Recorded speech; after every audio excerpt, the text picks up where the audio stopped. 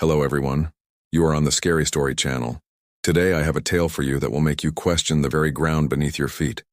It's about a place where the sun doesn't shine, and the silence is so deep it screams. A place where men once clawed riches from the earth, but some say they awoke something that should have been left sleeping. This is the story of the Blackwood Mine. For over a century, the Blackwood Mine was the lifeblood of the small, isolated town of Marrow's Deep. Generations of families sent their sons and fathers into its dark maw, trading their health and their years for the coal that warmed the nation's hearths. But the mine had a reputation, one whispered in hushed tones over drinks at the local tavern. They said the mine was hungry. Accidents were common, yes, but the old-timers spoke of strange echoes, of tools moving on their own, and of shadows that danced just at the edge of a miner's lamplight. Our story begins with a young man named Liam. His family had worked the Blackwood Mine for as long as anyone could remember. His grandfather lost a leg in a collapse in Shaft 4, and his own father's cough was a constant, rattling reminder of the coal dust that filled his lungs. Liam, however, wasn't a miner. He was a geologist, drawn back to his hometown by a corporate buyout. A new company, Titan Minerals, had purchased the supposedly depleted mine, convinced that modern technology could unearth deeper, richer veins of coal. Liam's job was to survey the old tunnels, mapping them for the new operation. He thought it was a simple scientific task. He was wrong. The first few days were uneventful, filled with the mundane tasks of measuring and charting. The mine was a labyrinth of decaying timbers and flooded passages.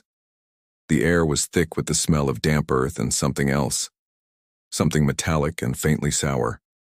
On his fourth day, Liam decided to explore a section of the mine that had been sealed off for 50 years, Level 7. The official record said it was closed after a catastrophic methane explosion, but the town folklore told a different story. They said Level 7 was where the disappearances began.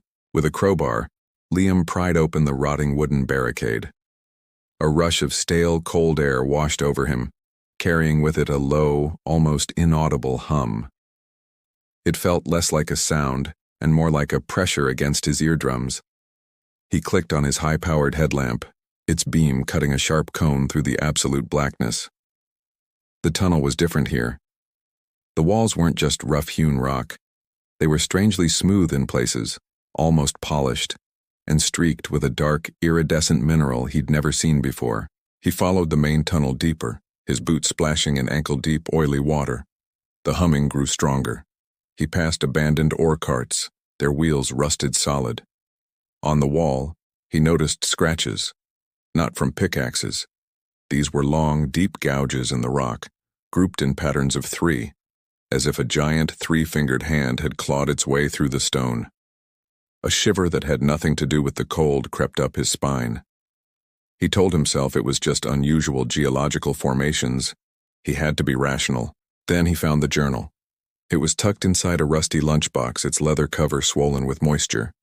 The pages were delicate, the ink faded, but the handwriting was clear. It belonged to a miner named Thomas Miller, dated 1953. The year the level was sealed. As Liam read, the scientific detachment he'd been clinging to began to crumble. Thomas wrote about the hum just as Liam had experienced. He called it the Song of the Stone. He described how the miners on Level 7 began changing. They grew withdrawn, quiet. They would stare into the darkness for long periods, their eyes reflecting the lamplight like a cat's. They complained of nightmares, dreams of being buried alive, of being consumed by the rock itself. Thomas wrote about finding strange, pulsating nodes of that same iridescent mineral. When they tried to mine it, it would bleed a thick black substance, and the humming would intensify into a painful shriek. The entries grew more frantic. "Evan's gone," one read. "Just vanished. His lamp is still here, still burning. The foreman says he must have wandered off, but we all know. The mine took him." A few pages later, "There are whispers in the dark, not echoes. Words. They promise things. Riches. Strength. They say we just need to dig a little deeper. Let them in." The final entry was a barely legible scrawl. "It's not a mine. It's a throat. And it's swallowing us whole. God help us. The rock is alive. Suddenly, a loud crack echoed from down the tunnel. Liam's head snapped up, his heart hammering against his ribs. He shone his light into the darkness but saw nothing. He was just spooked, he told himself. Old mind, old sounds. He tried to laugh it off, but the sound that came out was a choked, nervous gasp. He packed the journal carefully into his bag, deciding he'd seen enough for one day. It was time to leave.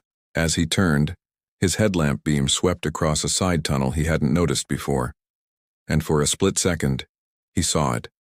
A figure, standing just at the edge of the light. It was tall and impossibly thin, its limbs long and jointed like a spider's. Its skin was the color of wet coal, glistening and dark. It had no discernible face, just a smooth, blank surface that seemed to absorb the light. And from its back, 3 long, sharp appendages twitched, scraping against the stone wall, the source of the scratches. Liam didn't scream. The sound was trapped in his throat, a knot of pure primal terror. He stumbled backward, his feet slipping in the muck. The creature didn't move, it just stood there, a silhouette of impossible anatomy. He turned and ran. He didn't look back. He just ran, his breath tearing from his lungs, the splash of his boots echoing maniacally in the tunnel. The low hum he'd heard before was now a rising, guttural roar that seemed to come from the very walls, shaking the ground beneath him. He scrambled through the opening to level 7, not bothering to seal it, and didn't stop running until he burst out of the mine entrance and into the fading afternoon light.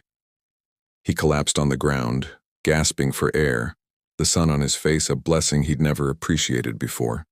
He never went back. He quit his job that day, packed his car, and drove away from Marrow's Deep without a word to anyone. Titan Minerals eventually sent in another team. They found Liam's abandoned survey equipment, but reported nothing else unusual. Level 7 was officially declared geologically unstable and permanently sealed with concrete. The town of Marrow's Deep is now a ghost town, the mine a sealed tomb. But sometimes hunters passing by the old entrance at night claim to hear a low humming sound coming from deep within the earth.